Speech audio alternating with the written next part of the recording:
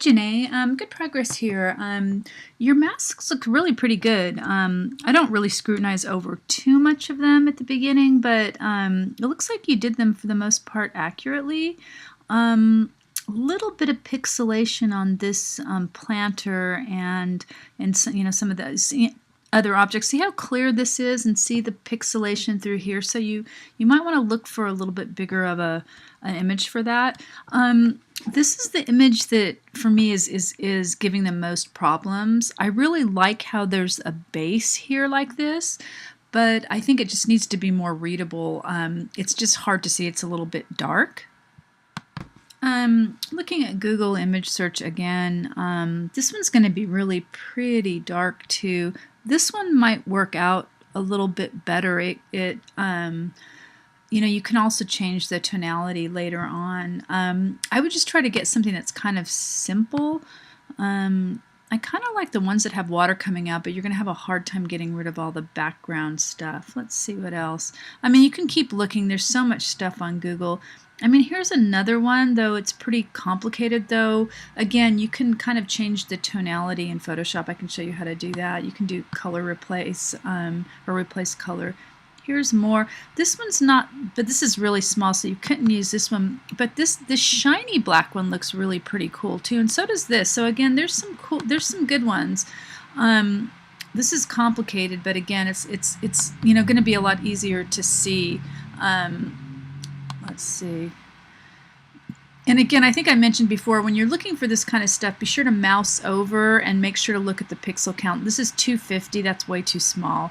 That's that dark, icky one. Let's see. What's this one?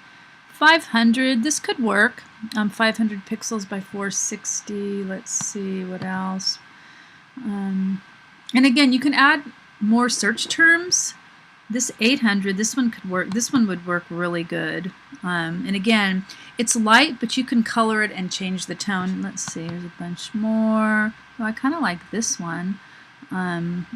So again, oh, and then this one's 1200, so that's really a good one too. So again, I would just suggest a little bit. I really like this dark one.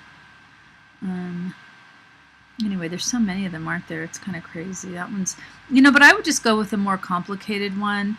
I mean, a more simple one. Let's see. That's kind of cool. I think that's like a vintage one, huh? Let's see. Again, there's so much. Kind of like that green one too. But anyway, you know what I'm saying. I would just spend some time looking. Oh, that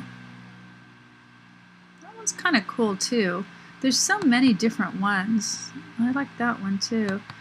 Oh, this one's really cool. Kind of just looks, again, those are way too small in pixels. Whoops. So again, you kind of get the idea. That's a cool one. That's way too small in pixels. I think these vintage ones are cool too. So again, it's totally up to you, of course, but I'm just trying to get the best,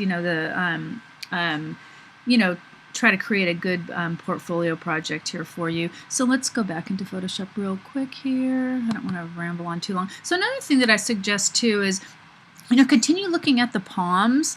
This one's got a lot of kind of darker textural, it's kind of looking a little bit cluttery down there. So again, you can look for palm as well and just see what what comes up. You might want to go with something a little bit simpler, I don't know about that one, even though, let's see, that could work, even something that has this structure. Obviously not a photo, but again, here's another one. This one could work too. Just nice to get something that's got enough detail, but not too much detail at the bottom there. That's just, these are my thoughts. You could try it. You could also, another thing I would suggest too is to select all these layers here, and at the bottom, if you click the folder, it'll put them all in one folder, so then it's pretty easy to move them around and size them and stuff like that. And then, of course, if you want to edit individual layers, you can open it up. You might want to work with some variety with these as well.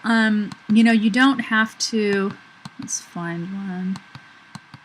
I like how you're beginning to work with some of these too. I mean, you could move them down. You don't need necessarily have to have them all like right in one clump. You could kind of have them falling down here. You could have them down in the bottom. I mean, there's a lot of different things you can do with them.